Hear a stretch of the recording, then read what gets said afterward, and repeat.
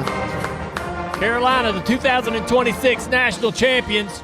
That's the Woo! That's the first legit one you won. Oh, whatever, Mug.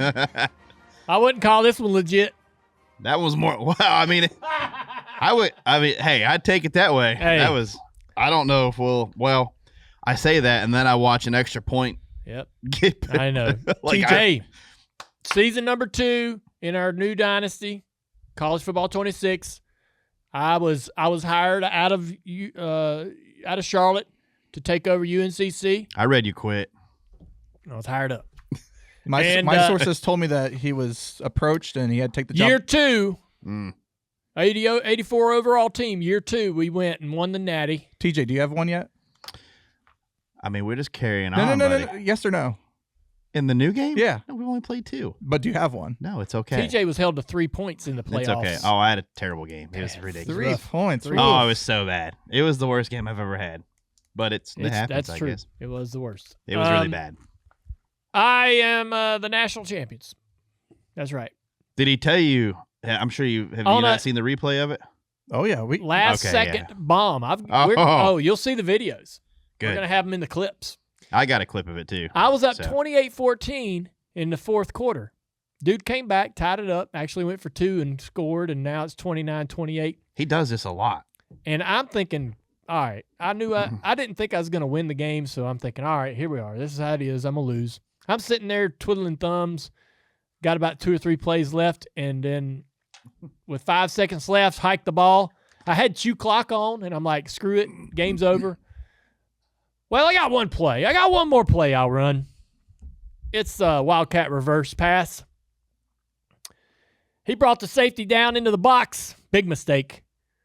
Over the top. First of all, I can't believe he had like 40 seconds and like timeouts and everything, and he's just letting the game run down. I'm like, why are we not calling? We got this. You needed a field goal to win. Nah, we got this. We gonna score. Don't doubt the national championship coach. Yeah. Hey, we got this, man. So that dude, he's a sophomore. He went to the NFL draft. I don't know why. Got drafted in the 6th round. If he'd have stayed another year, he'd have been a top 2. You got to offer him better NIL money. I know.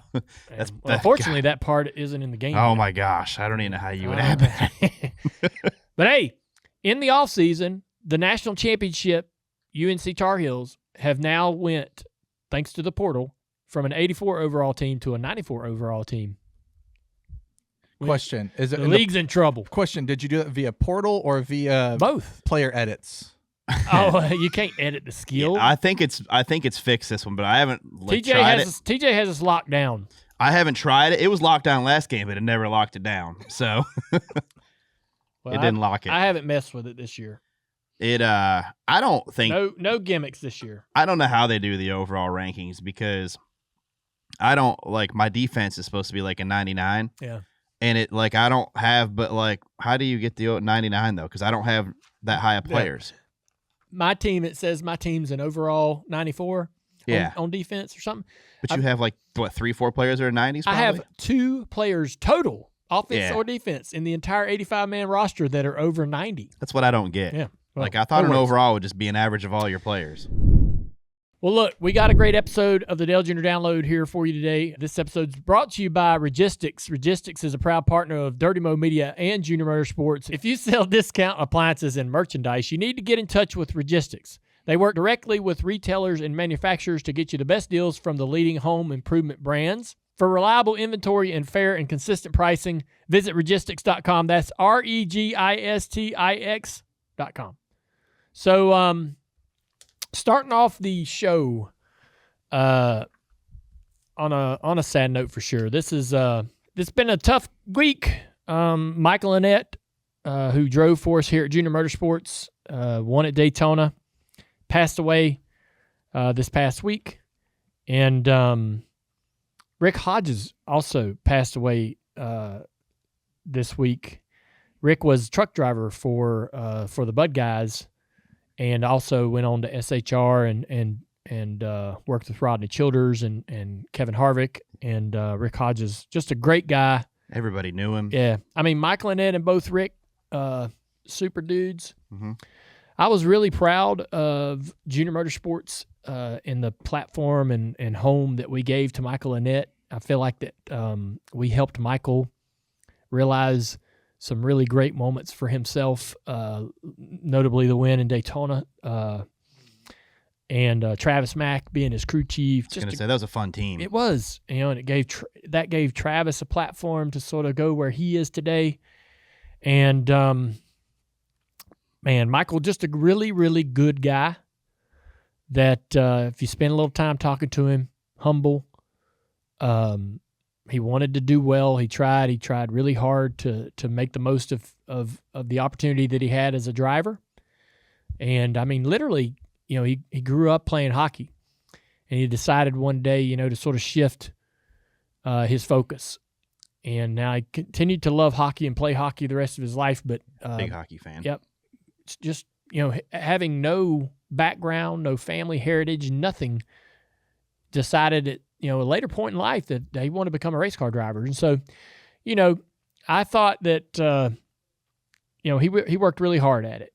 And when he was here all the way up until the very end of his career, we had no problem giving him the best effort we could, because we knew that he was doing the same, trying to be ready every single week and be able to go out there and do a good job. And man, I was so thankful to see him get a victory and understand what, be able to realize what that felt like in Daytona. And then, with Rick, even after the Bud days, if I ran into him in the garage area, we always stopped and talked. He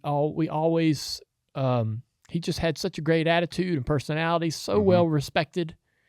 There's not a weekend that I didn't walk by and he waved or I waved or said hey or something. Just an incredible attitude, hard worker, dependable. He's going to be missed, but he was a big part of a lot of teams and a lot of years in the NASCAR garage. Everybody knew him. And with Michael, too, away from the track, like getting to know him a little bit through, he was really good friends with Jonathan and that. And Michael was a great guy, really, really good dude. Comes from a great family. A lot of really good people. And it's definitely going to be a big loss there with Michael. He's just you hate when this type of stuff happens. Yeah, I text Michael. It'd been a while, maybe a year or so ago. We had stayed in contact a little bit since he quit driving, and he had a pretty cool attitude and personality. But both of those guys going to be missed. Just wanted to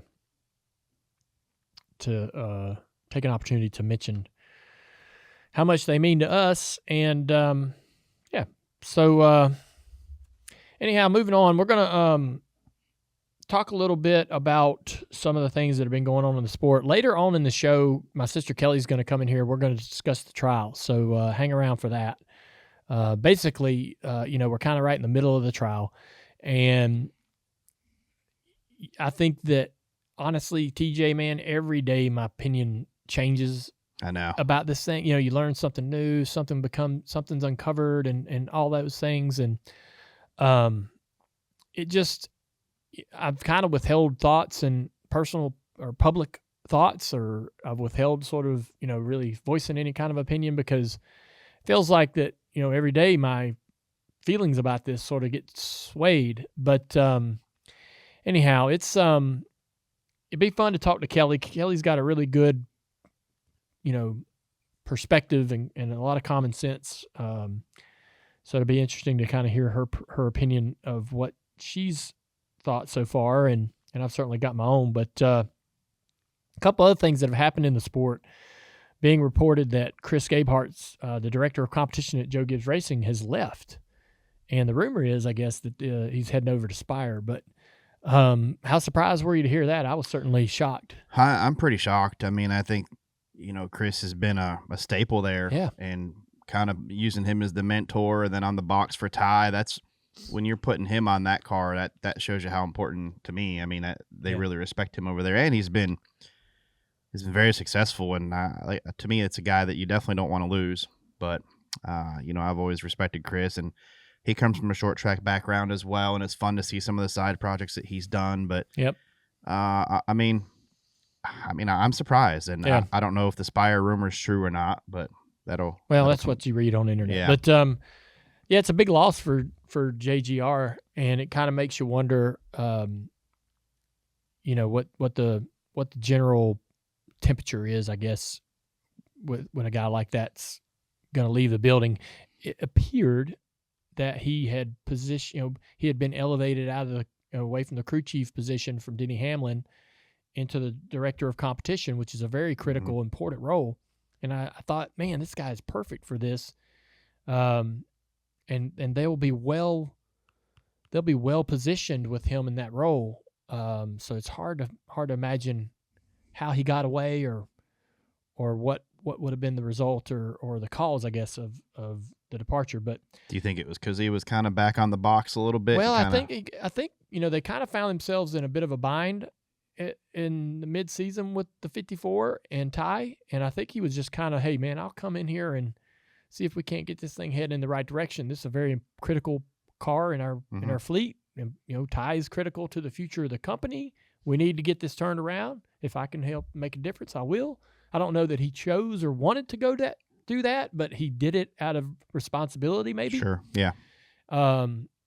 But I think that the idea may have been that he, his director of competition role, I would assume, would have been superseding in the long-term objective, right? That's what for I him, thought, yeah. Right. But another big surprise, Nick Sanchez out at Big Machine, and it's a surprise for one because he ran really well last year, did. And the other surprise is the timing. Like, it's late. Like, it's a tough part of the year to find out that you don't have a job for next season, or you don't. It is, yeah. And maybe listen, Nick Sanchez, these are the funny things about these deals is we do not know that Nick Sanchez doesn't have something else going on and that he's out at Big Machine because he's got this other opportunity. We don't. It might be him. Yeah. So it's hard to blame them. Yeah, I don't want to look like a fool sitting here going, man, what a surprise, what a shock. What's Nick Sanchez going to do? Hell, he might already know. But could be him, could be them, could be mutual.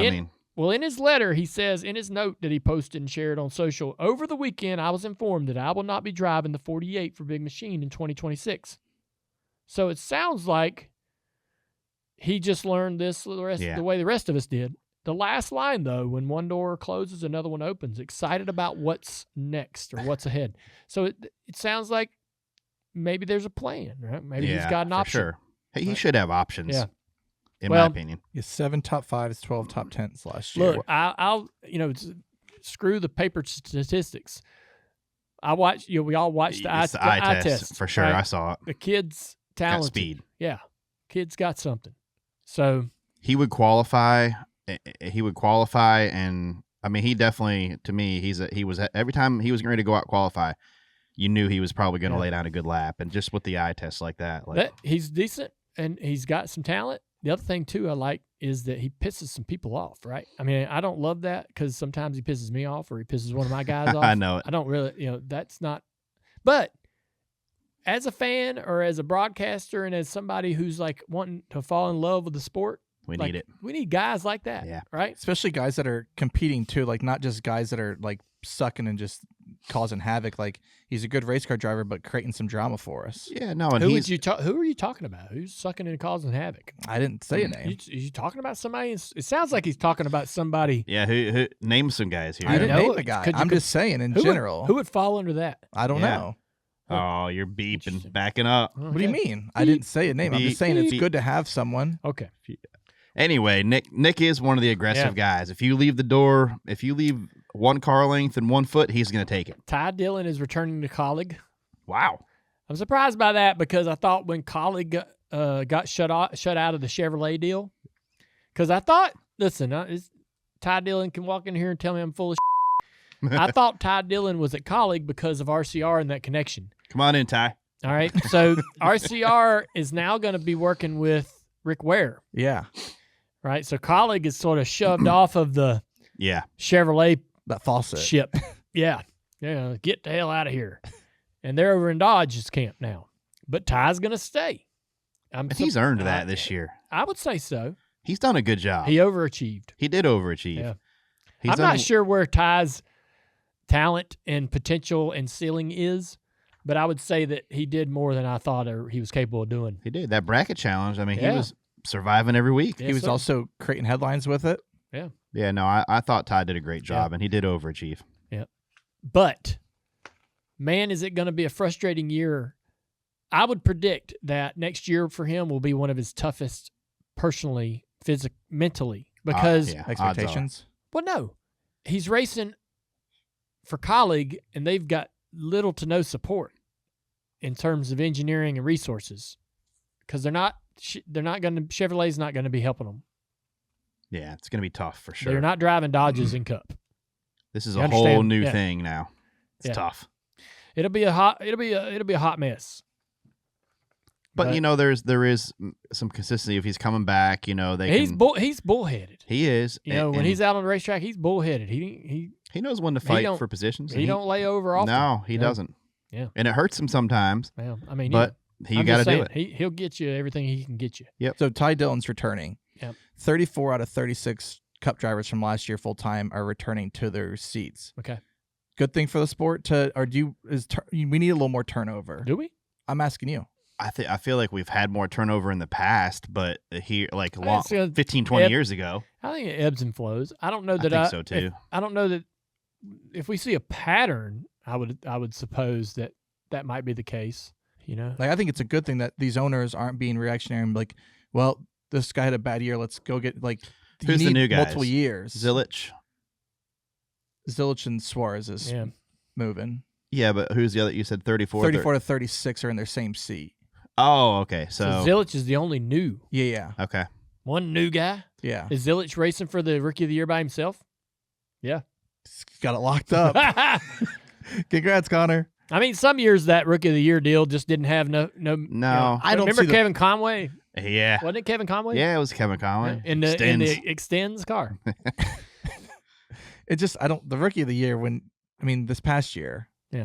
We're almost to a point in history where you almost have to describe what the Extend sponsorship was to some of these young guys. There's so many. Yeah. Just Google it. Yeah. Listen, it was a long Rookie of the Year battle. It was wild. NASCAR was like hoping he wouldn't show up to the next race just because of the sponsor alone. But he was the only guy really going for the rookie title. So here you come. Here comes the Extends car. It's coming from the back. Yeah. We're going to extend this caution by one lap here. Yeah.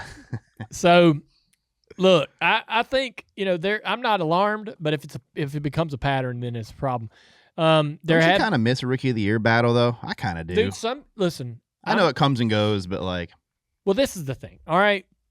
If we sit here and complain, like the Rookie of the Year deal has happened forever. It's a tradition. Mm-hmm.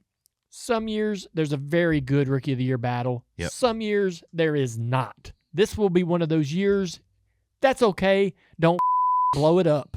Like every time there's like a little hiccup or some kind of anomaly, we all make so much noise about it that NASCAR feels like they got to go blow it up. Hence the playoffs. It's not worth it. Hence the playoffs and all the other that's happened that none of us really like that happened because we felt like, oh man, we got to change that. So it's going to be a lame duck Rookie of the Year season. You know what I was kind of hoping, though? I was kind of hoping for like a Jesse Love and Connor Rookie of the Year battle, something like that. You ain't going to get it, and that's all right. It'd been cool. That would have been great for the sport. That's what I'm saying. It'd been cool if it happened. It would have been cool, but it's not going to happen. Yeah. So, but let's not, it's fine. Let's not disparage the Rookie of the Year deal. Say it doesn't matter. Say it needs to go away like the yellow stripe or whatever, Well, next year we might have a great one. Yeah. You never know.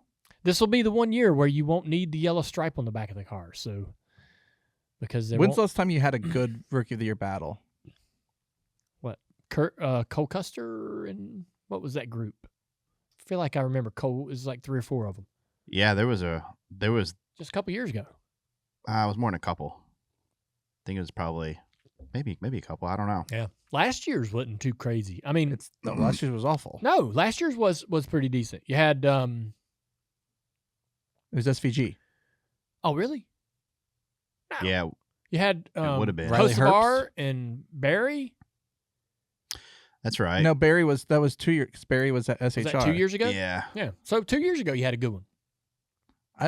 Then maybe it's on us that we're not doing enough with it. Don't blow it up. No. Don't destroy it. No, I'm saying you're gonna it up. Leave it alone. Stop. When it's there, Stop use talking it. about that's it. That's what I'm saying. Is when it's there, I think we need to do a better job of. When it's there, get excited about it. When it's not, shush. I'm trying to. Shush. I'm trying to help it. Y'all are going to screw up the Rookie of the Year deal. You're going to ruin it. I don't think my words are going to ruin it. I'm talking to you. I'm talking to everyone else out there that's in just charge. let it go. I'm talking to people that could ruin it. They could tweet about it all the time. Like, Let's don't leave it do alone. Just let it go. Next right. year's will be better, maybe. Next year's will be better. Maybe. It won't. Don't mess with it. You probably saw Registix on our Junior Motorsports cars this year, and a lot of times they were at the front of the field, and you're probably wondering who they are, what they do. So if you sell discount appliances or merchandise, you need to get in touch with them. Registix works directly with retailers and manufacturers to get you the best deals from the leading home improvement brands. Whether you're looking for great deals on truckloads of customer returns, scratch and dent appliances, or shelf pull inventory, Registix can help you get all that stuff out there. It's like Junior Motorsports. They're a team that knows what it takes to win. So I got a quick story. Those Registix colors on the car will forever be special to me. They were part of my first win as a crew chief when they were on the car Connor Zillich was driving, the number 88, earlier this year at Pocono. Great moment, great opportunity. I never assumed that I'd ever get a chance to sit on top of the pit box in the crew chief position. But there I was, and Connor drove an incredible race and did an awesome job to get the win. As memorable as that day was for me, it was just as special for them. They had won in their very first race as a primary sponsor, Registix, on one of our cars. We had a blast celebrating in Victory Lane with Phil Grant and their entire team. The Registix car design has basically become a good luck charm. They picked up another win with Connor at Watkins Glen. Then they finished with the top 5 in 5 of their 6 primary races. I don't know how they're going to top that in 2026, but we're excited to have them in our corner. They've been amazing partners. They do a lot for our fans, including hosting an incredible fan event at their headquarters with all of our drivers back in September and providing a lot of fun giveaways throughout the season. We're proud to partner with Registix. They center their business around building long-term relationships, which is something that we put a lot of energy into as well. They've proven that they're invested in your success and know that when you win, everyone wins. Unlike the other guys, when you partner with Registix, you can trust that they'll do what they say they'll do. For reliable inventory and fair and consistent pricing, visit Registix.com. That's Registix.com. North Wilkesboro is going to add 50 more laps to the next race. It'll be 450. Wonder why they did that. I did not ask Marcus. I learned about that same time you guys did. I wonder if it has something to do with like tire fall off. Well, what I did read was, no, it had nothing to do with tire fall off. What I did read about it was you're not just adding 50 laps to the race, fixing tire fall off. So, so what I did, sorry, I don't know. I'm an I mean, it's kind of true. I know, but I feel like I'm an It's a dumb comment. I shouldn't talk to That you doesn't this bother way. me. I shouldn't talk. I know, but it shouldn't talk to you that way. I'm sorry. Only TJ. It's Christmas time. Hey, Where's my manners? Where's the good part of me? that was stupid, Travis. Damn it, TJ. If you would have known the All right. answer and not asked it, then I wouldn't have had to provide a dumb answer. Well, so Do your homework. I read some people talking on social media, and they do bring up a good point. The races there were really short time-wise. And so, maybe if they left it at 400 laps, judging by how short in time the races had been there in the 90s and before, it would have been one of the shortest races of the year. So maybe they're just adding the 50 laps to maybe get it within that time period of average. Yeah, maybe. Whatever that is, 3 hours and 15 minutes or whatever. Network's probably like, hey, we need to got to fill this. That's a great point. Hey, that's a good idea. You had Much better. you had a dumb thing, then you had a good thing. You totally redeem yourself. did. I bet you it was the networks going, We need longer. yeah, 2 hours and 45 minutes ain't going to cut it. Make it longer. That's probably exactly what happened. There you go. And if you're a fan, Yeah. more racing better. I'm in the booth. I'm pumped. 50 Yeah, more I don't. laps. Yeah, That's not I going to can't bother wait. me. 50, what's not going to bother you? That adding 50 No, laps I'm there. pumped. Yeah, no. Give me more. Yeah. Yeah, Yeah. because you always talk about we're shortening these Make races. it 500 laps. Let's go. So Wilkesboro is awesome because we catch lap traffic Yeah. there and it's hard to pat. I keep having to remind awesome. myself, because I keep forgetting, that I'm actually going to work the race. Yeah, that's going to be a good one. Damn right. Yeah. It's going to be a fun one. All right. Snowball Derby. Did y'all watch that yesterday? Dude, what a long week. Did you watch the race, the finish? I did. Did you see it? I saw highlight. So Stephen Nasse wins in his 15th attempt. Stephen Nasse has came close. He's gotten thrown out in tech. He's kind of won it before, but then didn't. Yeah. So I mean, this guy's wrong. He's been a fixture in the super late models, especially around that area, for a long time. Long time. A popular win, you might say. But Ty Majeski dominated the race. Best car by far, no one even close. He gets penalized for a restart violation at the end of the race. They had a restart that he clearly jumped, and he admitted so. Yeah. They waved it off, reset him, restart again, and then they black flagged him for jumping the second restart. Ty Majeski says, I got a little bit of chatter over the radio that Nasse was going to maybe try and jump me, talking about the first restart. I was trying to anticipate that a little bit, and I clearly jumped it.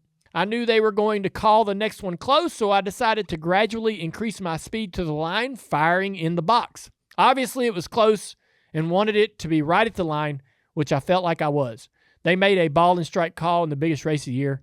I've had some lows in my career, and this one's probably taking the cake. So, listen, there's probably two schools of thought here. He broke the rule. If you're watching the replay and you say, man, he went a half a car early, which is what the race director said. The race director said it was close, but he felt like he jumped early. It's black and white. He jumped, even if it's a half a car before the line, which the race director feels like that's what happened. He's calling it. He broke the rule. He did not go in the zone. And so that's kind of one train of thought. Or the other train of thought is, man, it's hard to really tell. There is words in the rule book that say you're allowed to gain speed to the box. You're allowed to sort of roll fast toward the box, then go. And you could argue that he was just increasing his speed gradually to the box, and then he went right at the line. And so, and in the second train of thought there, you could say, well, we've been sitting around raining. It's been a miserable weekend. These teams have had to stay here another day to Monday. We went through this entire race, which Ty dominated clearly. And why would you call the call that close? Even if he did fire a foot before the line or a half a car before the line, is it really necessary to bring such a stink onto the whole weekend? This is how you want it to end? This is how you want it to end, but also this is how you want to – this is kind of the start. This isn't the end of the season. This is kind of like, this is kind of the conversation that's going to be dominating, the message boards or social media up until what? We race again in January? So, I mean, they had just – ASA had the big, the sale Bob sold. We're all kind of transitioning into this new year. We're all getting geared up. Short track pavement racing is, it's important that it's all going well, right? And this is kind of put a little stink on it. I need to make sure. I don't want to be critical of the race director because I have a series, and boy, is it a hard job. And man, have we screwed our, some calls. Like it's a imperfect thing. But I just feel like that, man, I don't know. You're really deep into a long weekend, and I don't know. None of us really know for sure exactly when he lit the damn throttle up. Yep. Right? Now, it looks like he increases his speed, but, man, I mean, he kind of launches right at the line. And Nasse is trying to roll him. He's laying back. Yeah. I mean, and Ty had the dominant car all day. I don't know. I'm looking at it over. I don't know how you can call it. We're watching it right here, over and over and over and over. And I honestly have to tell you that if I was standing in that booth and I'm watching this, and it's easy for us to play Monday morning quarterback. We're sitting here. So close. It's easy because we're watching this replay over and over and over. We're not doing this in real time. But, man, I'm keeping that call in my pocket because that's just too tight. If you make that call, you can't f it up. You can't be wrong. You know what I mean? We hear that from NASCAR all the time. Sometimes they're like, our call's a bit delayed because we can't make the wrong call. We got to make sure we're making the right choice. We don't want to be wrong. Because, man, if you're wrong, that's worse than making the call. Man, that's not so making close the call to at the all, line. right? So close to the line right there. I don't know how you being wrong, I guess my point is being wrong is worse than not making the call at all. Yeah. But they made the call really quick here because it wasn't but a lap later and said, we hear on the radio that might be black. Like, have to. Yeah. Did Ty, though, mess up? Like, you just got called for it. You have the dominant car. You have 12 to go. It's like I'll be honest. That's a great point.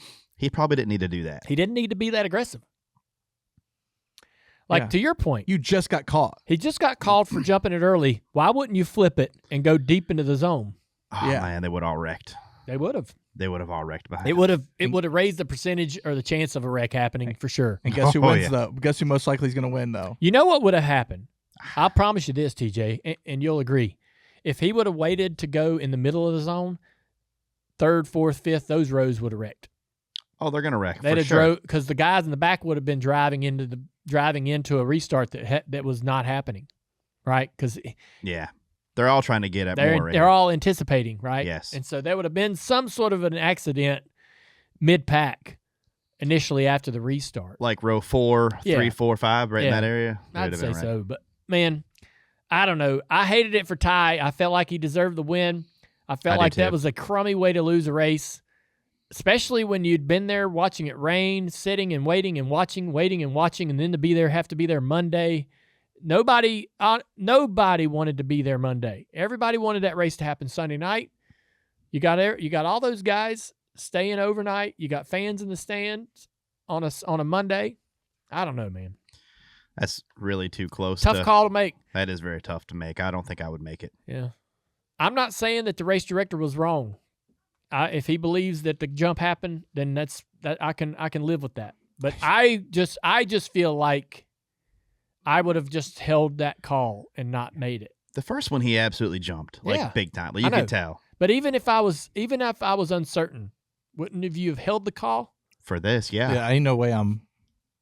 No. This is way too close, and it's the dominant cars in first. Like, it's not like the car that wasn't dominant. It wasn't obvious. It's not an obvious. It's not obvious enough. No. I'd like to know where the race director, like, what views does he have? Different views? I would say it's or just somewhat similar to this. I'd say it's very similar. I've been to the spotter stand. He's a little bit don't.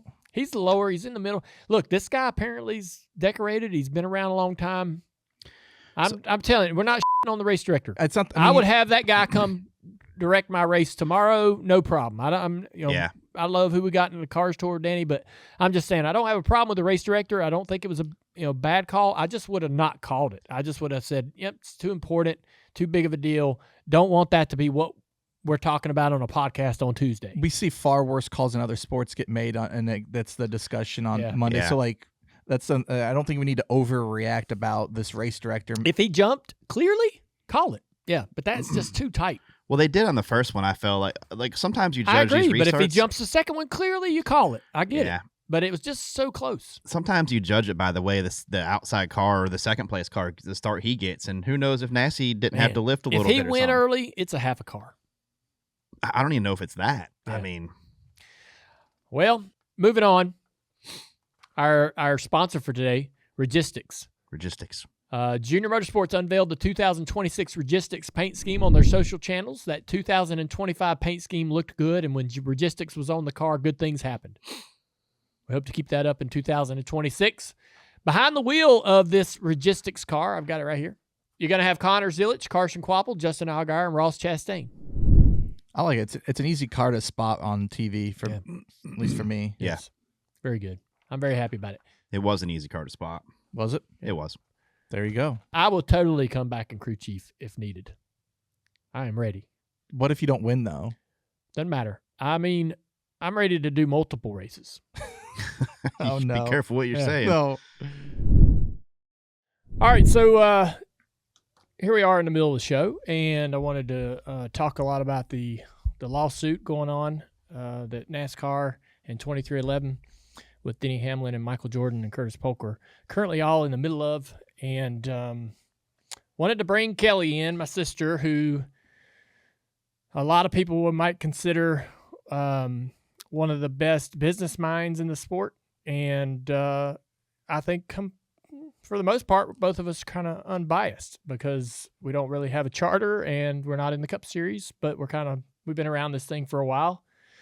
But I think too, like a lot of people, we've learned a lot of things. Mm-hmm. It's been uncovered and come to light in the middle of all of this. And it's been really compelling, man, but it's been, I don't know about you, but it's been dominating my thoughts if I let it. Yeah. I think there's a lot of concern about what the end result of all of this is going to be. Yeah. And I don't think that, I don't think anybody really knows, I guess, how this might all kind of shake out. And it feels like when the trial began, there was this sort of there was this sort of idea that looks like they're winning, looks like this team's taking the lead, looks like it's in their favor, and for the first week and continuing into week 2, basically 2311 and Bob Jenkins, they have been in position to make their case, and then NASCAR will be given the same opportunity in the back half of the trial. But and the trial's running long. They wanted it to happen in 2 weeks. It looks like it's going to be more like maybe 3, even 4. Judge is very frustrated over the process and how slow this is going. I'm curious just about that because the trial begins and 2311 is making their case, and they had Denny on the stand for a day and a half or so, and then going through the rest of their witnesses, and they're just kind of they're not slow playing it, they're just taking their time and doing this thorough sort of process. And as the frustration grows, and the judge is asking them to sort of pick up the speed, does that is that a disadvantage, I suppose, to NASCAR who's got to follow up, right? Because now they're in the position of feeling rushed, pressed, to sort of get all of the information that they have. I'd be curious to see how aggressive they are in trying to make their case. Yeah, me as well. It seems like to me, NASCAR, that's kind of been the theme from the judge is like all on NASCAR and a lot of pressure on NASCAR. Yeah.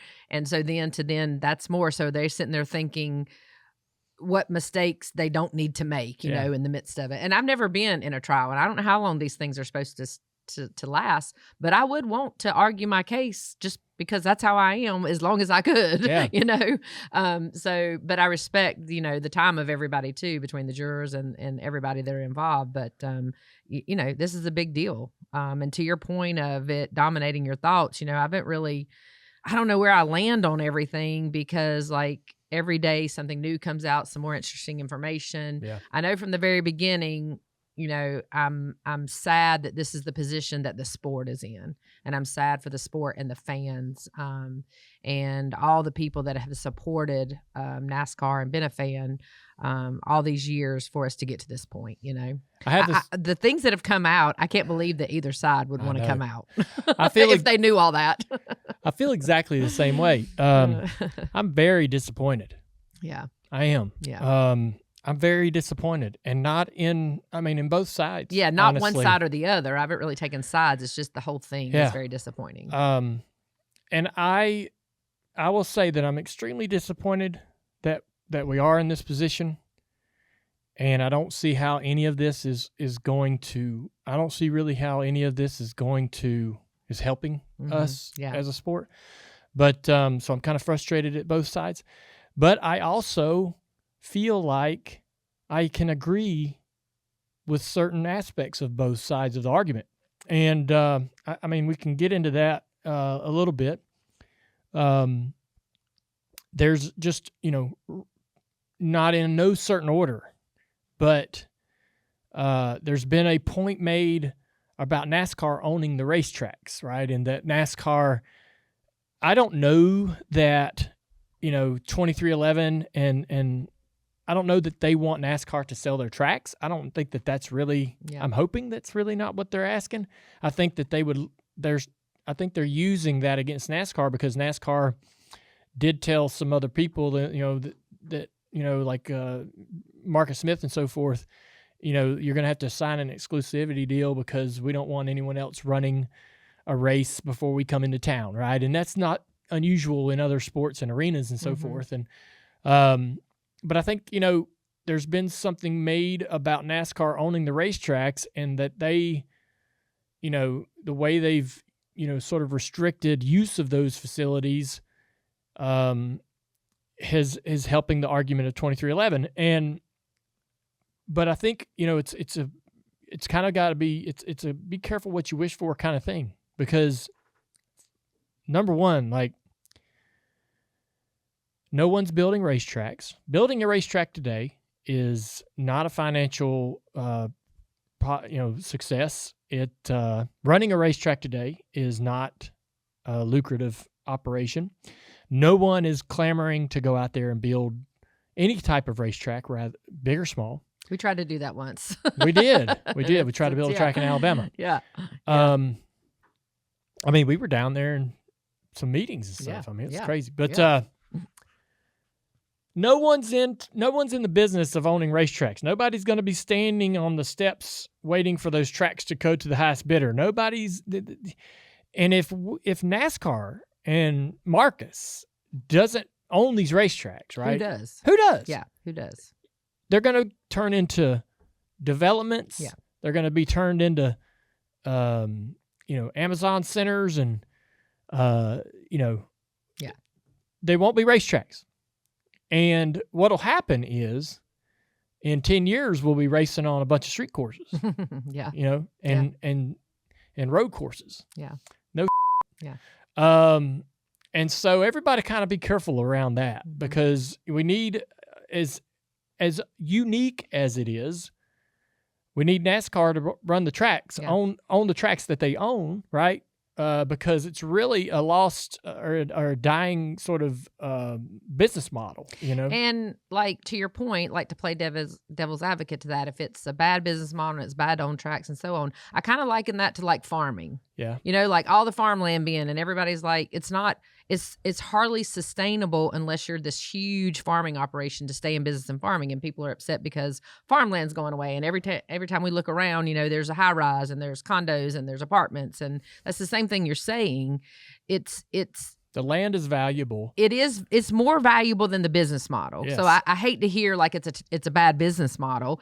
It can be better, but the way the world is going, there's just more valuable things. Think about the money that people are offering for data centers and all these different things that are coming out that could be in place of a racetrack. That's right. Right? Yeah. Right. You go to, it's really an economic thing. Look at what Fontana got them. Yeah, Fontana, Chicagoland. Yeah. You go over to Nashville Super Speedway.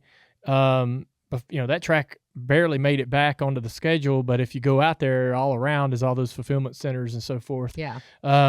Where they sold off part of that land. But, it's just the land's more valuable as something else. Right. Right. Exactly. And so if NASCAR or anyone really was to for whatever reason start selling off racetracks one after the other, they're going to be gone and disappear. And we're not going to have these big ovals and short tracks and all this stuff.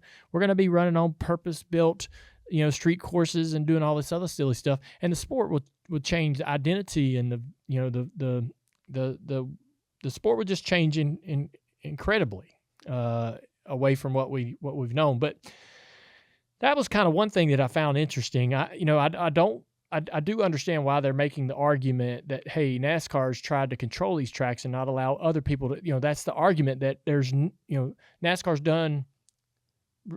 restricting the use of the facility to keep and quell any other competitor from creating, right? I understand. But people do exclusive things all day long. I know why they're making that argument, but be careful, right? Because Yeah. if there's a way, if it ends up going against NASCAR and the court or whatever decides that they can own these facilities, that's we're going to be in Yeah, we're going to be in trouble for sure. That'll not be for very sure. fun. The other thing that I thought was interesting was the driver ambassador program. Bob Jenkins testified that each team pays NASCAR $300,000 for this program. NASCAR pays a little bit as well. And basically, it is what used to be the Winner Circle program. If you won a race, you were then put on the Winner Circle program. The team would become part of the Winner Circle program. You would get more money in the in the purse. So if you were to run if you ran a race, you ran and you hadn't won, you got a certain set amount from the purse. And if you win a race and get on the Winner Circle program, that was good. That was huge for your team because you were going to just every week bring in more money from the purse being on that program. But the driver, in turn, would be required to go do X amount of appearances out of market. So basically, they would be able to send you anywhere they wanted. Usually for media or to promote the upcoming races. That's right. We'd get sent into town early, a couple days or a week before the race, do local radio, TV, do a little tour, get a key to the city, something silly. And it was like a whole day, and then we'd go home.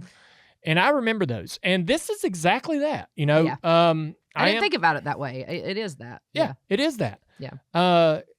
And I don't I am surprised that the teams have to pay for that some sort of I'm surprised that they have to put anything. Everything that I had always heard is that, NASCAR was paying, well, there's a point system basically, and then there's a payout at the end of the year. Right. The way it had been, the way that I had read it. That seems like an easy compromise they could have made. Yeah.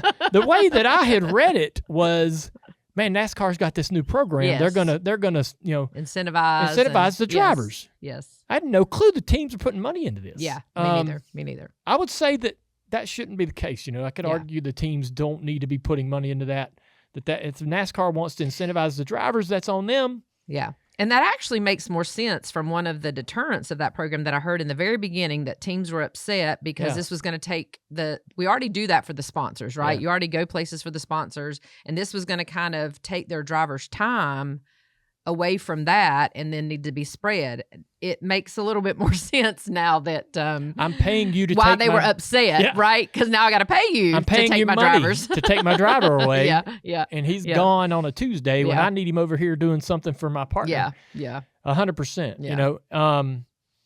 So that was pretty interesting. A big conversation around SRX. And I gotta be honest. Look, this shocked me. I want to say that look, I'm a big fan, and I think I'm a good friend with Ray Evernham, right? And when he started talking about SRX and what he wanted to do, in his mind, he wanted to create or recreate IROC. And the initial idea of SRX as a series that would go into these local markets, and you would bring out these retired guys and some unique personalities. Different forms of racing. Yep, different forms of racing, and offer up a car to the local hero, right? Yeah, I love that part. The original idea of SRX, in my mind, was a good idea. I will say, though, I wasn't interested in it personally. And it morphed. Like, I know. You've seen, but out of the gate, yeah. I just didn't have the bandwidth I didn't get into it. I watched it. I liked it. Yeah. I wasn't a fan. Yeah. I didn't really watch too much of it. I would see some clips and stuff and go, yeah, okay, that's cool. But it was kind of a made-for-TV deal, and, I don't know. I just, I didn't get into it, and that's fine. Personally, I wasn't that... I certainly am taking, no offense to anybody out there that was SRX fans or anybody that worked in the series. Tony Jr. worked in the series and all kinds of cool people, but I wasn't into it. And to hear that they were even remotely the least bit threatened is so wild, surprising to me, because they're this giant that's NASCAR, and SRX is just this little thing, You know, it would take years to recreate what NASCAR is. Yeah, and they were like, there's 12 cars, right? They're just barely getting by financially. They're tearing up so much. They had no idea he's going to tear up all that. Yeah. And, you know, in the end, they couldn't make the money work. SRX went away because it's expensive to operate. Yeah. And the money, you know, the network, the viewership numbers didn't justify the TV contract, and the TV contract couldn't afford the series. And so it just financially didn't really work. You know, I am surprised by some of the comments that I read from from O'Donnell and a couple other people about, man, we got to put an end to this, or we got to go take a look at this. And again, to me, it's such a little piece of the pie. Yeah. Why are we worried? I think the ratings is why they were worried, though. I don't care. I mean, people were going to be curious. And what were the ratings comparative? Listen, they were... So a redacted name in these text threads said they outrated Xfinity and trucks last week, and it isn't some local dirt track stuff. Yeah. And but it was on ESPN, I think. Like, it was big network. I know, and I'm not alarmed at all by that. Now, you know, I also am not the one that's having to go out and try to secure a new TV deal. And if I've got to walk in the room and go, man, I'm trying to sell a truck or an Xfinity package to a CW, and they're like, yeah, we're not going to pay you, but why X, Y, and Z, because SRX is doing these numbers and they're getting this. You know, it sort of sets the value, right? Mm-hmm. Is that the concern, you think? Well, I don't know. I mean, you know, I've always been told from a business perspective, competition is good for you. Competition keeps you keen. It keeps you thinking about what's next, and all of that. And so, I mean, I get that, you know, but there's always going to be, I get Travis's point, there's always going to be something that is going to outdo you somewhere, somehow, something, you know. This past weekend, the Gateway Dirt Nationals, highest rated show in Flow Racing.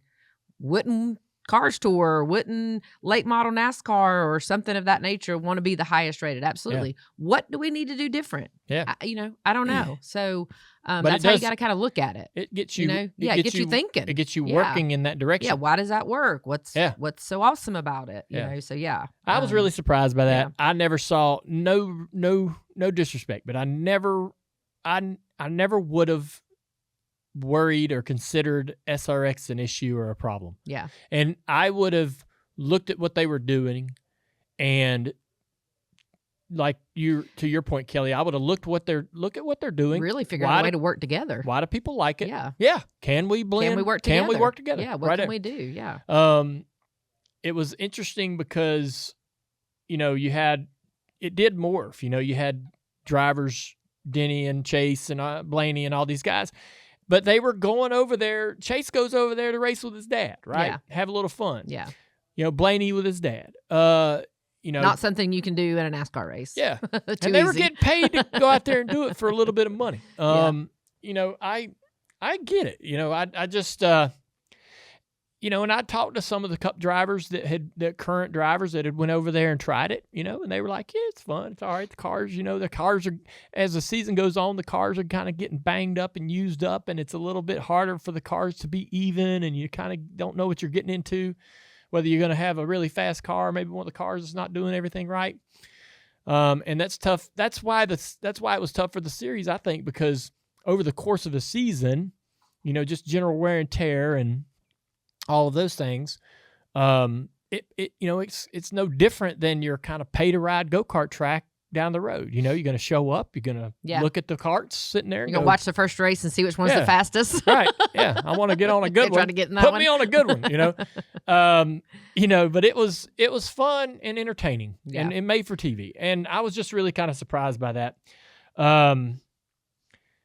There were a couple of lines, too. Steve O'Donnell's quoted as saying, wait till Junior says he is running an event. I was asked to run SRX and didn't really have any interest in doing it. We were getting involved in, you know, we had our late model team, and I was getting back into driving late models. I was going to, if I knew I only had enough bandwidth to run about 3 to 5 races a year, I was going to do our Xfinity SRX race. wasn't going to be it, right? Yeah, and I was going to run some late model cars. Yep. Steve says they will go to North Wilkesboro with SM and Junior if we're not careful. We need to be the first back. I I'm surprised. Was that before North Wilkesboro? Maybe? I don't. Or, no, I don't it know. had to have been before. Okay, before. It had to have been before North. This was. Yeah. If I had to guess, most of these text messages are anywhere around 22, 23. Yeah. So we had just taken. Maybe we were just. Were you just June 29th, 2022? Is that the first weed eater?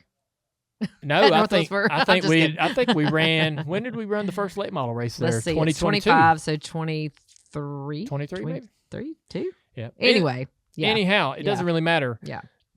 I want to, listen. There's a lot of stuff about NASCAR and in all of this that I don't know. I don't know everything about how they run things, and I certainly didn't know how they felt about some things, and how these text messages have unveiled some things. But I'll tell you one thing I do know is that North Wilkesboro came back because of Marcus Smith. And Dale Jr. Well, but yes, give yourself some credit. I but will. Yes. I won't. I don't feel comfortable doing it. NASCAR. Of course, when they didn't put anything into making a comeback for it. They didn't play any role. Yep. Now they have to go. When Marcus comes up and says, "Man, I've got this track back together. Yeah. I want to put it on the schedule." They've got to, go. Okay, good. Yeah. What's the consideration, right? Yeah, but look, NASCAR never was going. Guys, we got to get Wilkesboro going. Yeah.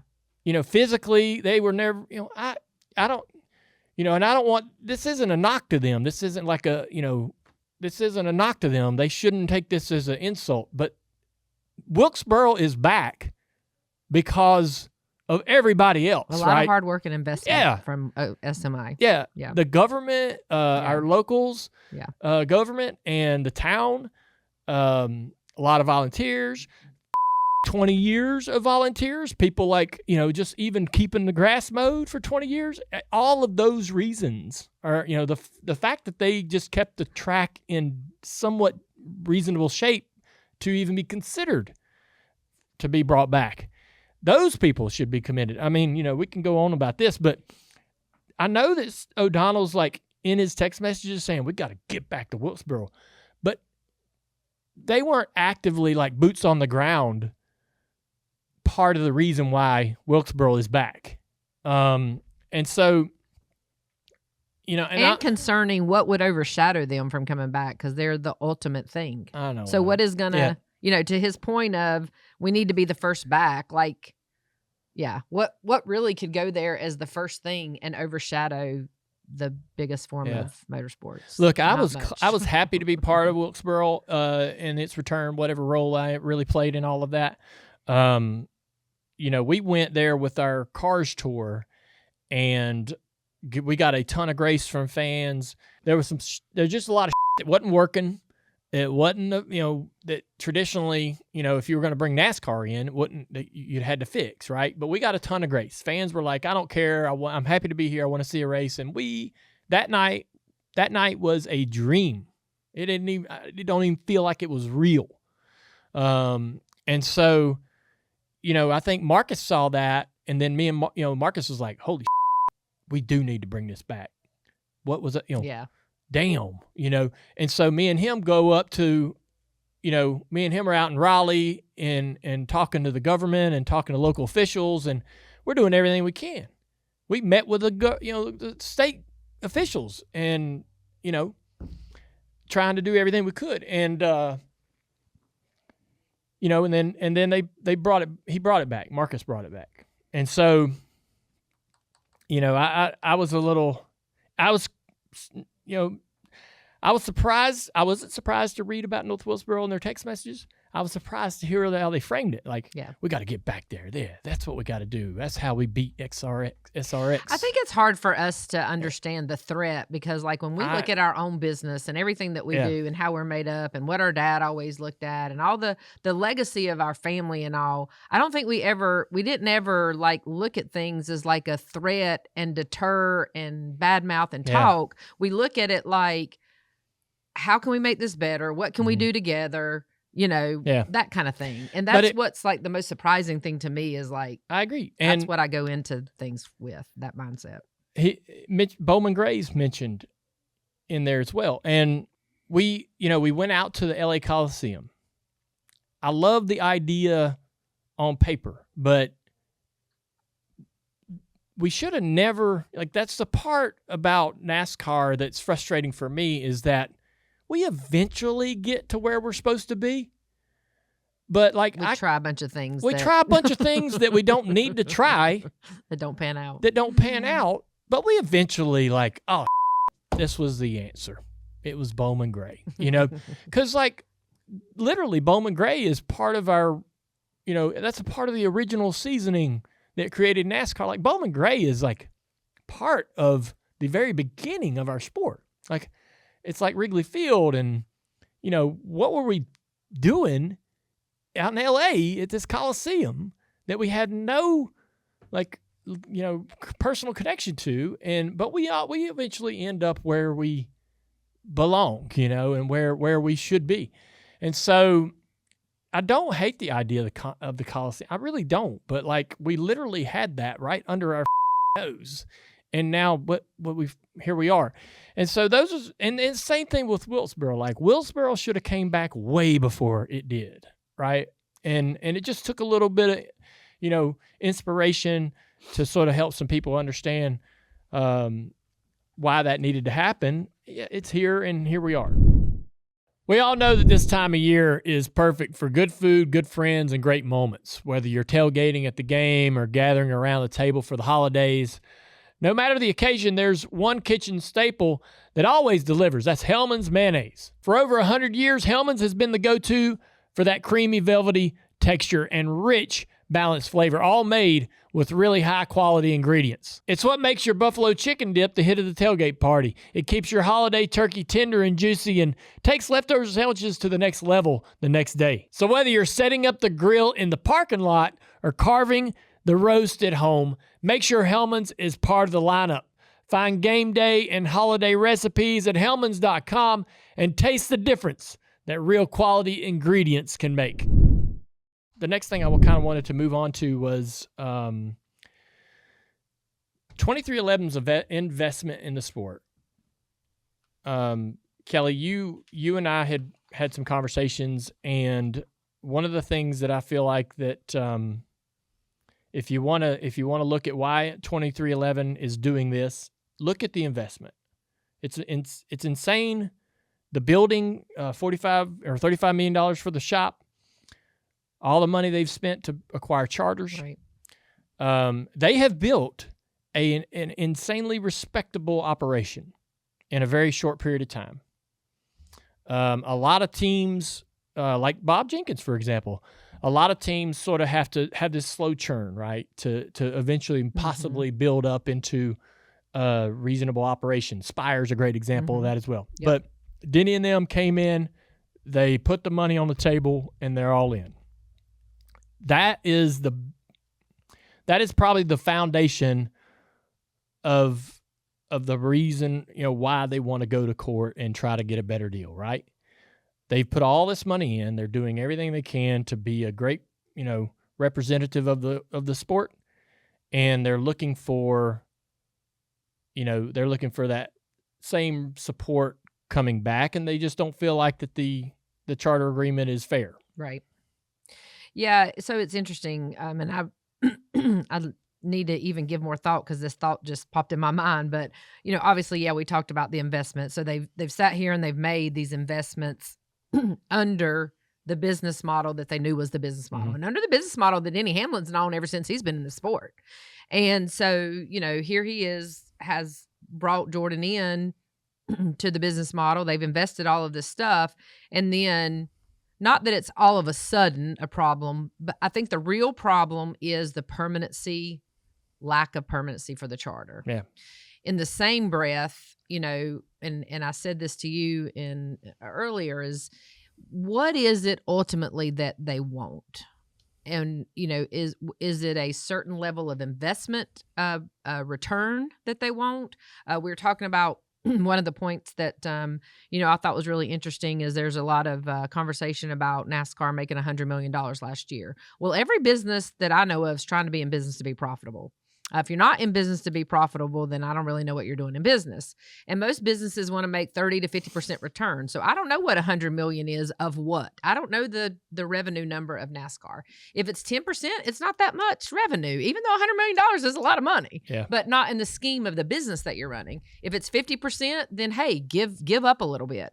But I think it's that permanency in terms of the 7-year agreement. So they want to try to get more if it's going to be permanent. Yep. So this every 7 years gives them the opportunity to negotiate for more. So I'm just really curious, like where, I've seen the conversation with Jordan, when he sold the Hornets, what'd he make? 400 million? I don't know, something crazy. Is that what they're trying to get to when charters are only trading for, 45 million right now? I think it's crazy that a charter trades for 45 million on a 7-year not permanent agreement, which is crazy. We've talked about that, in our whole couple of years of trying to acquire charter. It's like you don't want to invest that much money when in 7 years you don't know what it's going to look like. So I get that part of their argument, I get that part of the argument. But at the same time, they've made a lot of investment. Bob Jenkins has made a lot of investment, and he's been doing it for, I don't know how long he's been in business, 15 years, and made the investments year after year after year, and, hadn't closed up or hadn't said a word or, whatever it is, right? So same thing for our business. We're in the same boat. We make a little money some years. We don't make a little money some years. And we love what we do, and it's what we know. It's our platform, it's our brand, and we, if we wanted to do something different, we would, right? To go out and make money elsewhere or whatever. So yeah, it's really interesting what the ultimate goal is for that they're fighting for. Well, we, I know what the lawsuit says they are trying to prove, but I don't know what their ultimate goal owning, is. Being an owner or participating in motorsports of any kind, has never been a profitable, business. Racing, we always have known that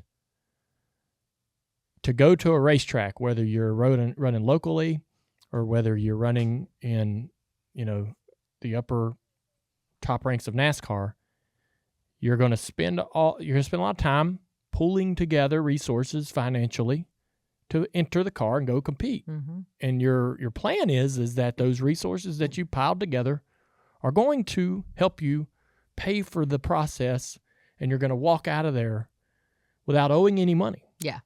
Not walking out of there with a 30% profit. Right. Right. It's never worked that way. It's never worked that way. Right? I mean, I remember Dad talking about, 1998 with the AC Delco and different sponsorship models and all this kind of stuff. It's never worked that way. It has never, ever worked that way. Yeah. And and so Michael and Curtis walk in and pull the curtain back and go, damn, why are y'all doing it like this? Well, it's kind of been the way it's always been. Racing has always been this way. Racing in any form. Racing in any series. Yeah. Motorcycles, I don't care what it is. This is how it's always worked. It's never been something people have got into it and made a lot of money.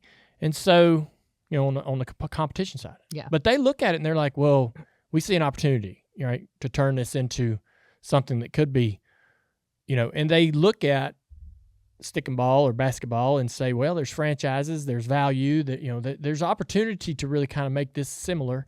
And I think that's the general idea. But I want to have the conversation around all of that. Landon Castle brought up some points during his podcast. He has a podcast with Parker Kligerman called The Money Lap. They're good dudes. Landon's a thinker. Parker as well. And they're interesting to listen to. But anyways, the general idea, why can't it be free enterprise? Why can't all of the money, right, that's being dedicated to the teams through this charter agreement, why can't that be dumped into the race purse and the teams go out and compete for the money through performance alone, right, to become profitable? Landon thinks or said that it's not on NASCAR to have to guarantee that every team in the series is profitable, right? There's no business model in the world that exists like that, right? Or everybody would just own NASCAR teams. Yeah. And so why isn't there a pathway through performance at the racetrack, on the racetrack, where NASCAR would be responsible to reward the teams that are actually out there performing? Let's remember that the charters were created strictly as a guarantee to get your car in the field, right? Yeah. There were a couple things going on in the sport back then. You had field fillers and starting parks that were sort of, clawing up some of the they were there to run a few laps and park the car and grab the money from the back of the purse and go home. And that was a business model that they made work, right? And they were going home and making, a couple $1,000s a week, and they weren't making an investment like some of the other teams. Yeah, the other teams are out there going, well, damn, that ain't right. So NASCAR said, and you had teams also trying to sell sponsorship, and they would sell the sponsor to, let's say, selling a sponsor to Arby's. Yeah, and they're like, we're going to run 36 races, and Arby's is like, you're going to be in all 36 on the broadcast? Well, we hope so. We hope we qualify into all of them. Well, what do you mean you hope so? And so gave them some security. Yeah, that was the reasons for the charter. Here's your guaranteed spot. Go sell that to a partner, and we're going to eliminate the starting part because we're not going to pay very well outside of the charter positions. And that's what it did. Yeah. And now here we are with literally, pretty much every race, only 36 cars showing up to run. Running as an open team is a super duper challenge. The charters weren't ever intended to be a franchise. They call them charters for a reason. They didn't call them franchises, right? And they wanted to, I think, NASCAR's intention was to sort of, steer away from it, being a franchise model. Yeah. So initially, when they were trading charters back and forth for $1 million, $2 million, $3 million, it was kind of like your guaranteed start. That's it. Which was like buying point. It was the buying same the points. as That's buying what I was the going to points. say. Right. So if I got a sponsorship from somebody, I don't mind spending that money to then guarantee myself because then my sponsorship works out or whatever. And then that goes that goes for what they're saying, performance. Even thinking about the starting parks and the other teams, if you're investing and you're making more money and you're finishing in the top 10, you're making more money than the starting part is investing. So that's a performance. That's a pay on performance. So right? if the identity of the charter remains as nothing more than a guaranteed entry into every single... But paying $35 million is a lot for that. Well, if that's what it is, if it's let's say that, if the charter remains nothing more than a guaranteed entry into a single event, I think that the values remain where they are today. Yeah. All right. What the teams have recognized is that if those charters were to become permanent and therefore basically a franchise, the values are well north of $150 million. So you're sitting there with a charter, right, that is worth, let's say, 25, and by the stroke of Jim Francis' pen, it will be now $150 million, right? That if you're a charter owner, of course, you're hoping for that to happen. And I believe, secretly, even the people that have signed the charter agreement are hoping that some way, somehow, that in the end, these do become permanent. And that's really, honestly, the question that we have to ask ourselves as a series. Yeah. That is the ultimate decision that I think comes out of this whole trial. Yeah. Right? There'll be some other little nuances of, well, we'll 2311 and Bob Jenkins be rewarded some damages? Will this little ever get pulled? Will this little thing get changed? Will somebody lose a job? Will this person get replaced? All those things may happen, could happen. But ultimately, I think what we are deciding is, do the charters become franchises? Do they become permanent? And then they'll be realized in new value at north of $150 million. That is probably what Michael and Curtis would love, because they come from a model out of the NBA, what they're used to, that is similar, right? Yeah. And I think that ultimately that's what, and if that happens, like, there is no going back. Yeah. Like, it changes the sport forever. You'll basically have 36 franchises, however many cars will start a race.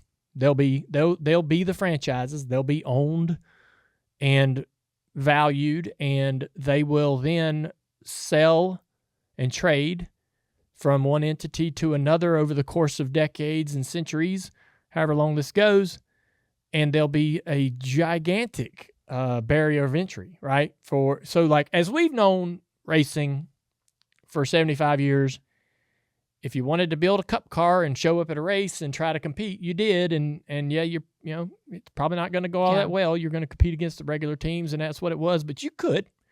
That'll be gone forever. I wonder if on the flip side of that, though, it could lift Xfinity, it could lift trucks, it could lift Cars Tour. It would. Would it? Like, I'm just thinking about basketball. Like, I hear you. Like, man, the barrier of entry for 36 teams with all these people out here racing and all these tracks, you feel like that would go away. Like, what's the point? Why do you need all that just to have 36 drivers, premier drivers? Why do you need all these short tracks, all these other series if the premier thing is 36 to get there? I feel like that if... I'm thinking about basketball and college basketball and then your ability to play in high school and so on and so forth. Like, you have to have those steps. Listen, that is what's at stake. So does it improve the steps in our sport? It will. Could it? All right. I don't know. I feel like that. I don't really have a preference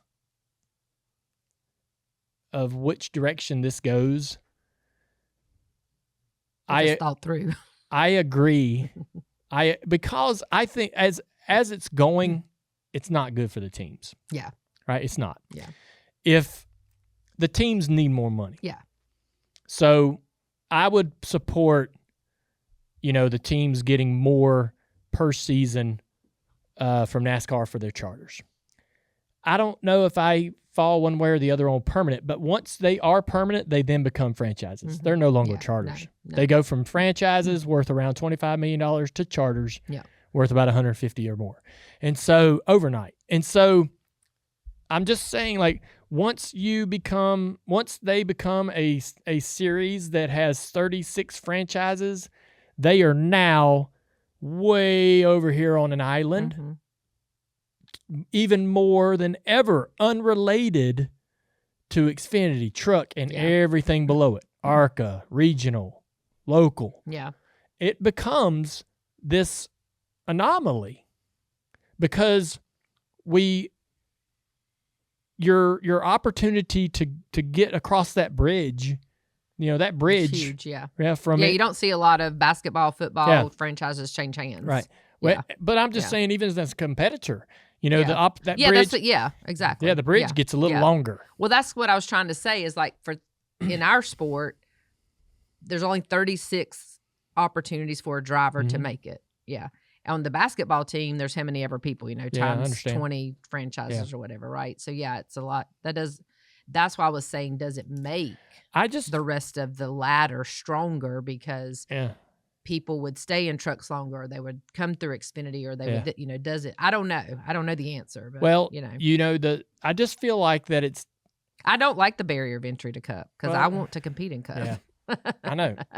Like, I wish that NASCAR hadn't have taken the hard stance against starting parks. I know it wasn't. I know it wasn't fun for them to have guys come in, run a couple laps, and walk out with a check. Yeah. But you would have eventually maybe had a team out of the Xfinity series like ours, or there's several others in the Xfinity series that would have actually showed up and tried to actually compete, right? Run all the laps. Now it will turn it into a money game. Yep. I mean, who has $400 million to buy the New York Yankees? Yes. Not very many people. Yeah, and so think about what that world looks like. Yeah. Where you've got 36 charters, franchises, 36 franchises, permanent. You got a car that is hard to relate to. Like, I look at the next gen car. Like, I've stood beside race cars all my life, and I can walk out in that garage and I can look in under those cars and I can identify most of the parts and pieces. And the cars that I race in the Cars Tour, all similar parts and pieces that I see in this 1979, 1980 Monte Carlo sitting here, or that 2025 Xfinity car, right? It's very similar. And we then, with the next gen car, shifted into this whole nother, level of technology. And I look at that car and I go, damn, I don't I don't know. I know what I'm looking at, but I don't know what I'm looking at. And so, you know, every time they pull a layer off of the next gen, I go, is that it's overdone, over engineered. It's just a mess. And I don't know what the word, I've been looking for this word. I would say, like, I don't really connect, or I don't look at that car and go, damn, man, that's badass. That's a hot rod, yeah. You know? Yeah. And so think about a world where you're running cars that are not as easy to embrace, you know, if you're a car culture kind of person. Yeah. It's tough to wrap up your arms around that car. And, you know, you become a franchise where there's a you know, it's pretty much a fixed model. And I just feel like that it separates itself from really what everybody else is doing in the world of stock car racing, right? And I don't know that is a pathway toward, I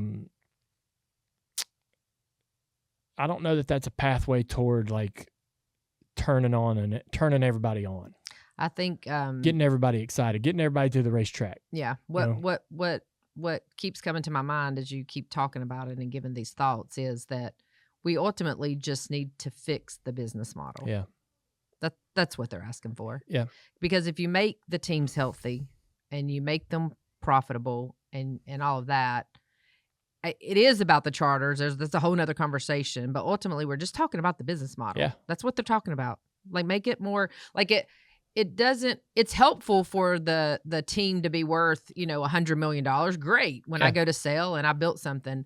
But for the 20 years I'm going to operate it, what am I going to make? Yeah. Think about SHR.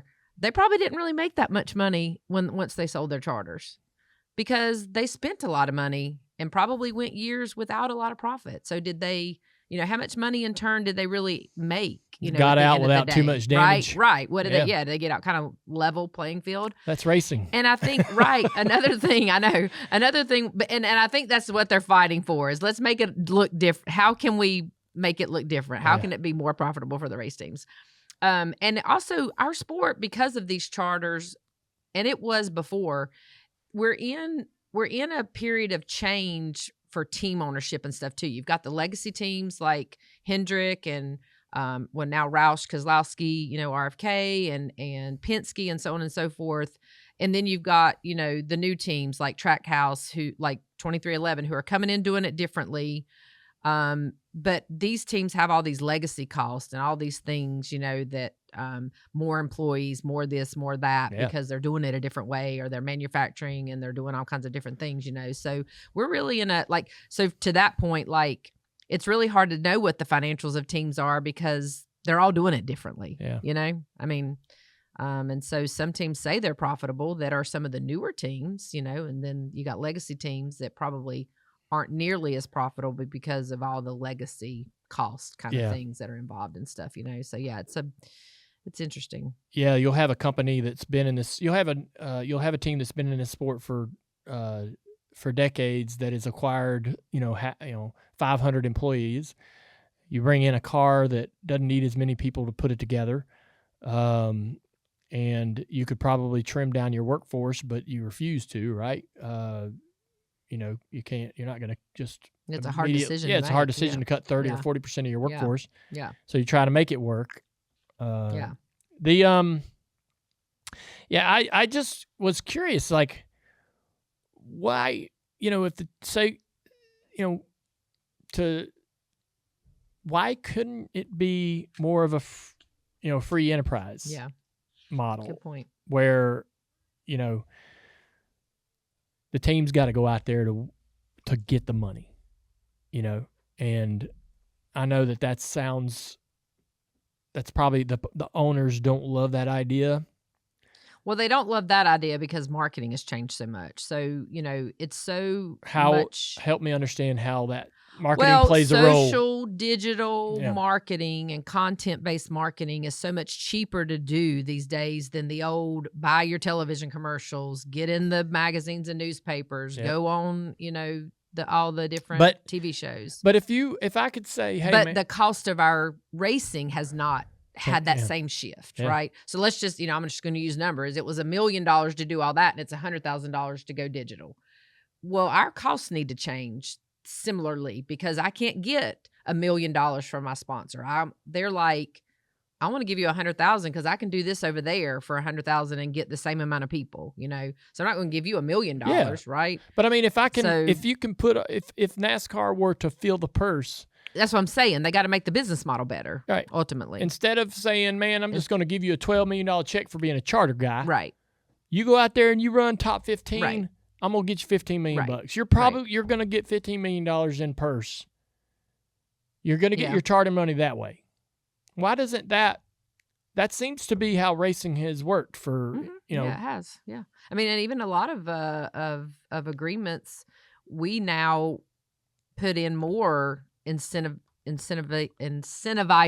whatever the right word is, from our sponsors to make the championship make a championship win or whatever, So sometimes that's, how we get to the dollar. So it is performance based. They want to see their car up front. It feels like that. This isn't the only NASCAR's, this happens in other sports as well, where everybody's players, athletes, coaches, everybody's kind of getting their money up front. Mm-hmm. Yeah. I want the guarantee. Yeah.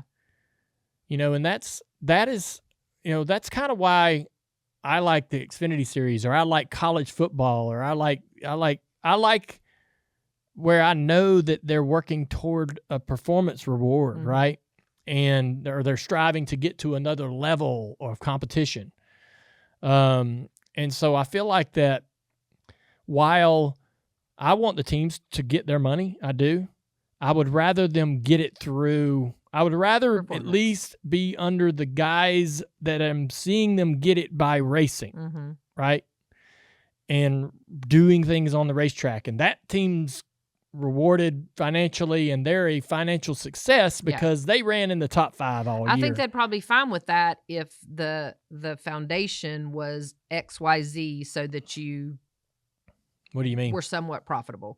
The bottom line, that you can make, I'm just, using numbers. If it's $1 million that I need to be somewhat profitable or cover my cost, but I have the opportunity to make 40 million if I win. Right. Yeah. They need that, the floor they need to cover, and then they can work from the floor up to make more money. Yeah. Right. So I think they're probably saying that the floor doesn't even cover what we're trying to do here, I agree. Right? So if NASCAR needs to, they need to fix that. If NASCAR, if let's say the teams are getting 400 million, and they want 600, right? Why don't NASCAR just take, if NASCAR is probably going to have to compromise in all of this at some point, they're probably going to have to compromise in the end. I would put my money on NASCAR having to raise the money they're giving the teams per year for charters. I mean, if they just took that big pile and put it in the purse and said, you're going to get the money, but you're just going to go race for it. And figure out how to get it. The optics of that's even better. Yeah. As a race fan. I'm trying to figure out how to get me back to the racetrack. Yeah. Right? How to get me excited to be there. How to get me excited to watch. How to have a purpose or a reason to pull for this person, that person. Because, personality and a cool There's too much parity almost. Yeah, a personality and a cool looking race car just isn't enough. Yeah. I need to feel like there's like a grit to it, and if everybody shows up and they're already know what they're getting, what are we doing? Yeah. Are we just racing for pride?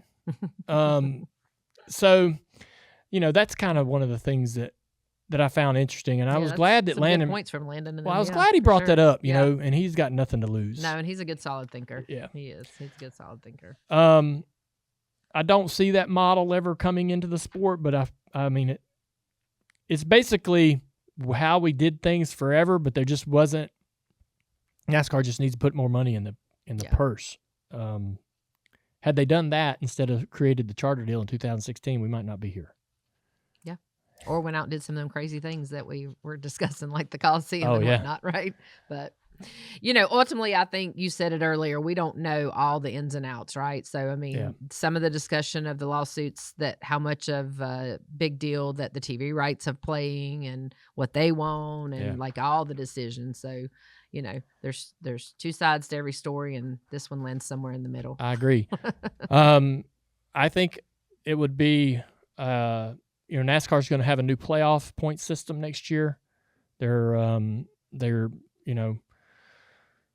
probably going to make what would amount to a significant shift. I feel like that I doubt that we'll get 36 race full season deal. It's probably going to be a playoff of some sort, but more than likely I'll be satisfied. As long as it's just not one race. It won't be one race, I'm pretty sure. I don't actually know exactly what it's going to be, but I feel like knowing what I was in all the meetings and all the conversation over the last year, and I feel like we're going to land in a good spot. But man, I'm sitting there watching this trial go on, and I'm like, everybody's going to walk out of this with some battle scars.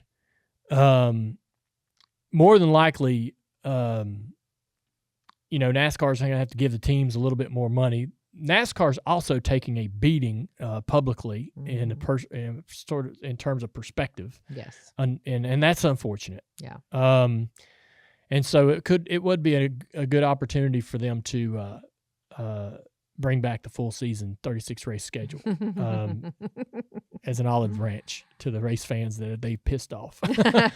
I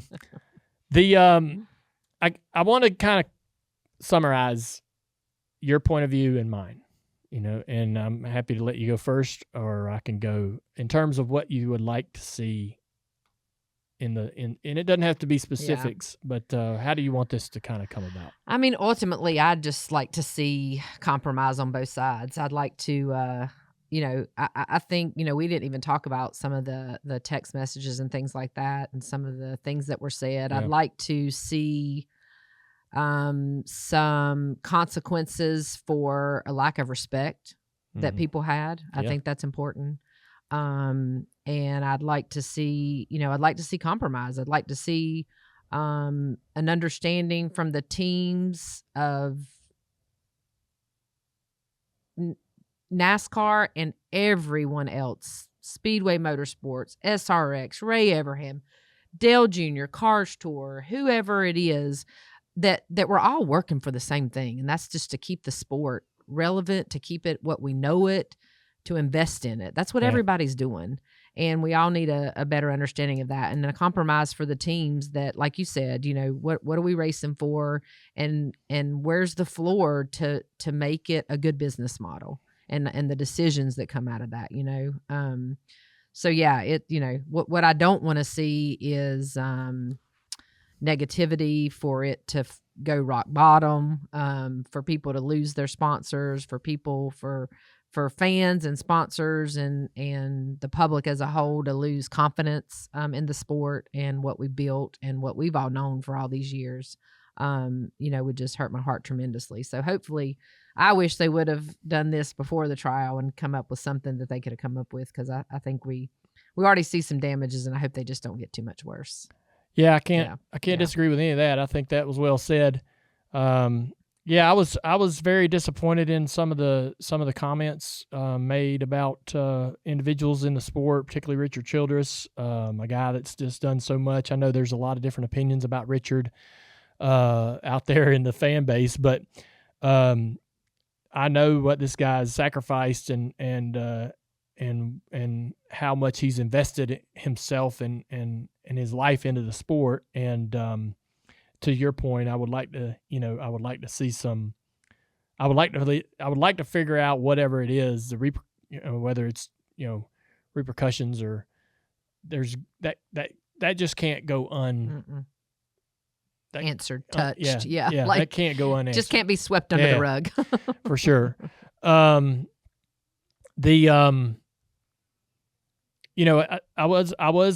I was interested to hear and to learn how Steve O'Donnell and some other people really on the executive side were actually going to bat for the teams. Pro teams, yeah. That was nice, and and good to see. Very encouraging.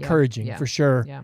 To see them with some common sense and trying to find a middle ground, which gives me hope that there is a way for us all to kind of come back together. Because really, in the end, we've got to go to Daytona. Yeah.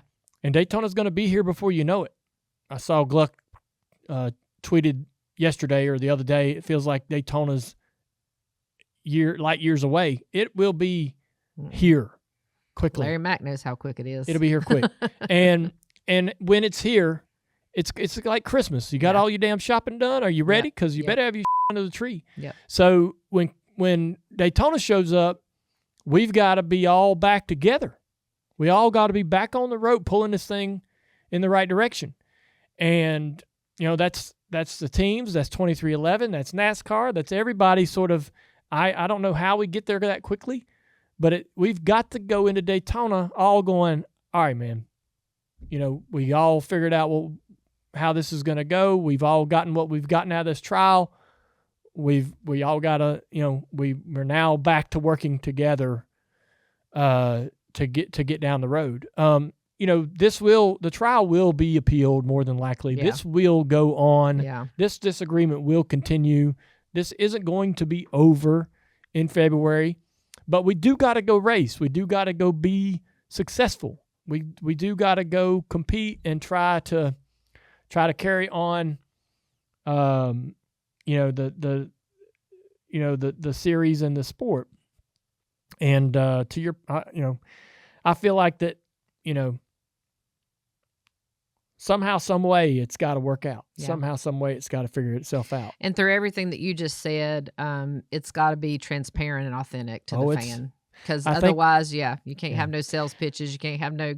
Knowing that, knowing that all of the things that have been discovered in text messages and so forth, I don't think we can go back. I think we're transparent. I think we're there. I think we're there.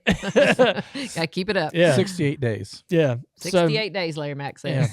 Yeah. So I don't believe, I do want the teams to be profitable. I do feel like that, I know that Penske and Hendrick and Gibbs do not want a cost cap. I don't know how you govern a cost cap, honestly, but I feel like that might be something we should consider in the future. I know it's not the best. I know that Rick Hendrick would not like me to say that, but I do feel like that a cost cap is something that's got to come in at some point. If you can do a cost cap and then you can raise what you're giving the charters per season, and if they need to be permanent, man, there's just, once we make the choice that they're permanent, they're permanent. That's it. That's right. And I hope that that's the right choice, because if it's the wrong choice, you can't fix it. Ourselves, yeah. You can't fix it. Yeah. So, I don't know where I think that, honestly, I would have preferred, so I'll go specifics. Give the teams more money per year. Give them something that they're very happy about. Not just a tick more, not just a bump. Give them something that they're really happy about.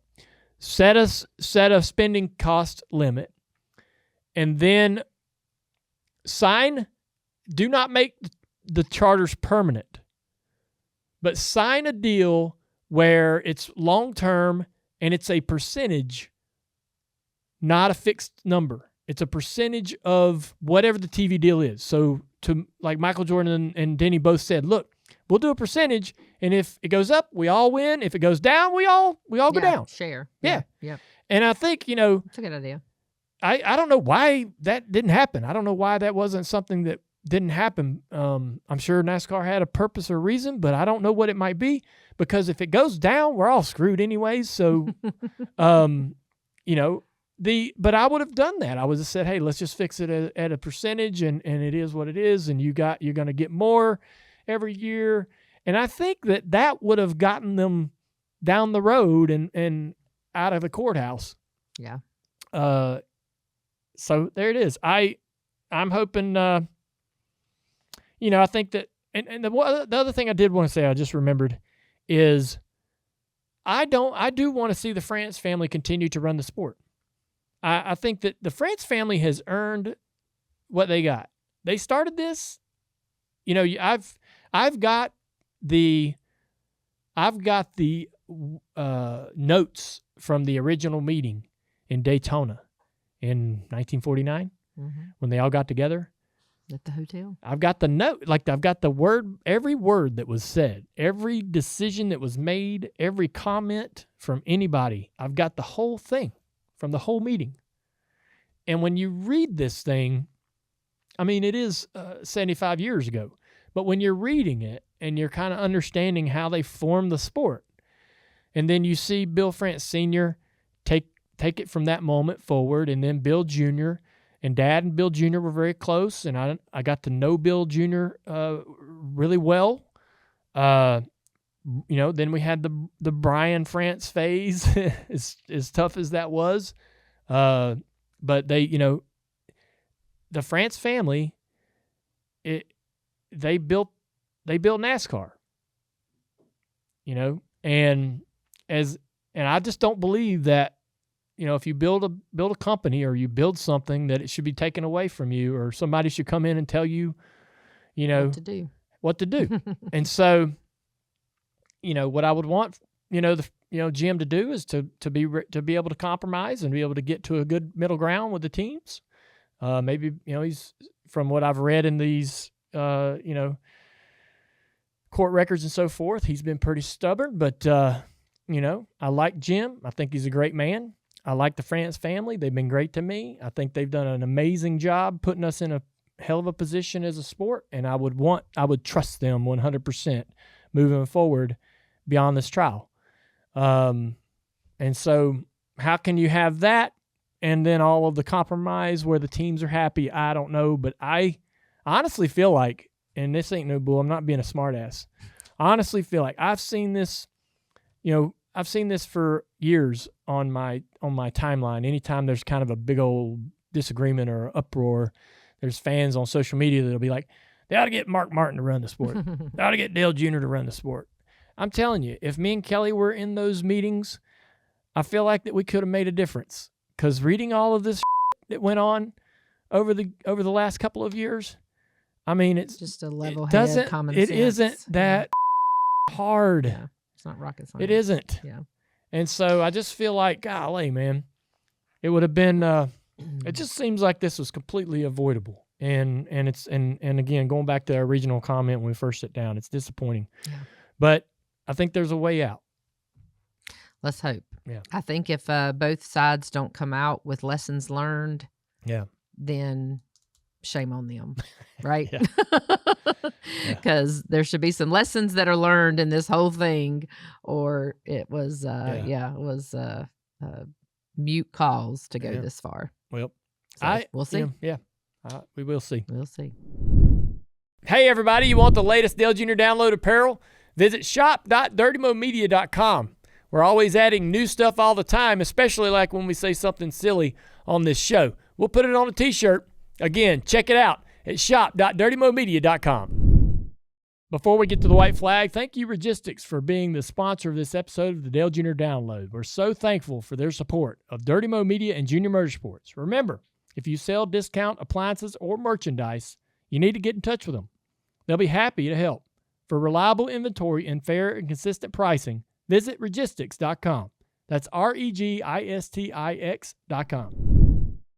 All right, it's time for the white flag. Be sure to check out the Teardown every night after the trial. Jeff Gluck and Jordan Bianchi, they have been giving us a recap of every day in court. It's been amazing.